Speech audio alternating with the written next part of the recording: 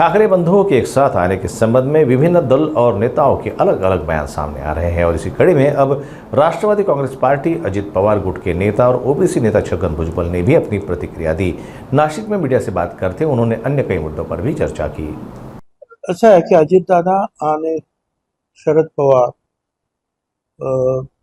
तेव्हा जन पाटील किंवा इतर सुद्धा ज्या वेगवेगळ्या पक्षाच्या त्या वेगवेगळ्या संस्था आहेत, मग काय साखरेच्या बाबतीमध्ये असतील, ऊसाच्या कारखान्याचे प्रश्न सोडवण्याच्या बाबतीत असतील, इतर काही बाबतीमध्ये, तर त्या वेळा त्या किंवा हे आपलं रयत शिक्षण संस्था अशा काही संस्था आहेत की ज्याच्यामध्ये पवार साहेब पण आहे, अजितदादा पण आहे, कधी कधी सुप्रिया सुळे सुद्धा आहेत, नेट अशा ठिकाणी.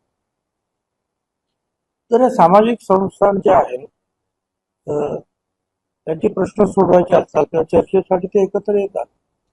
काय तर तो भाग काही नवीन नाही आपल्याला, तर ठीक आहे, चांगली आहे ना, आनंदाची गोष्ट आहे.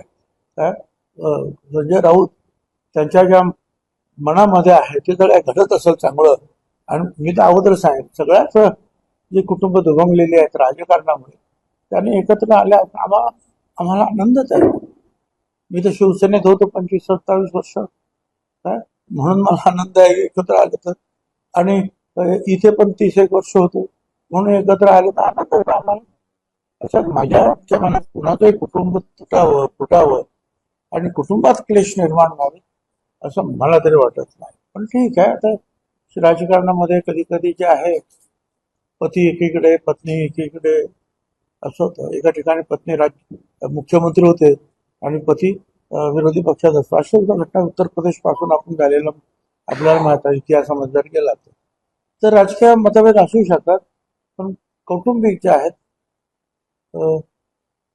वातावरण चांगलं असेल तर नाही. असं आहे, लढता लढते मी समाजसेवा पण करत असतो आणि मी राजकारणात आलो तर त्यांना कल्पना आहे की मला माहिती नाही, कारण त्यांनी बाळासाहेब ठाकरे शिवसेनेत जरी असले तरी बाळासाहेब ठाकरेंनी पाहिलं, त्यांचे विचार किती ऐकले माहीत नाही, पण बाळासाहेब ठाकरेंचंच म्हणणं आहे की आपल्याला समाजसेवा करायची आहे आणि ते समाजसेवा करण्यासाठी 80% समाजसेवा, 20% राजकारण. आणि राजकारणातच मुळे बाळासाहेब आले महानगरपालिकेमध्ये, विधानसभेत, लोकसभेत, ते समाजकारण करण्यासाठीच त्यांनी पावलं उचलली. तर तेच बाळकडू आम्हाला मिळालेलं आहे. आता असं आहे ना की मुख्यमंत्री असतील, मंत्री सुद्धा अनेक ठिकाणी जातात, त्यावेळेला हेलिपॅड बनवलं जातं, मुख्यमंत्री जातात हेलिपॅड बनवलं जातं. ज्या वेळेला प्रधानमंत्री किंवा अमित शहा सारखे जे गृहमंत्री येतात त्यावेळेला ते आणि त्यांच्या बरोबरीने काही संरक्षण करण्याकरता काही हेलिकॉप्टर्स कधी असतात. 4 हेलिकॉप्टर्स जे आहे हेलिपॅड बनवावं लागतं.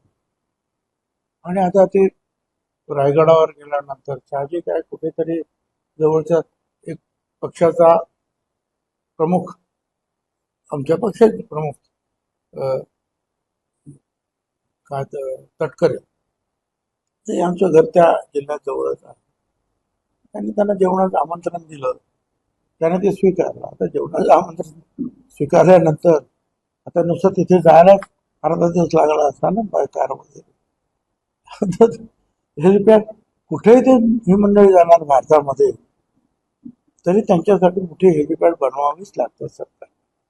त्यात काही नवीन आहे अशा आपण आता मुंबईसारखं कुठे एअरपोर्ट असेल तर ठीक आहे. आता मुंबईत आल्यानंतर सुद्धा दक्षिण मुंबईत जायचं असेल तर नेहमीच तिकडचं मोठं हेलिपॅड आहे, ते ही मंडळी वापरत असतात.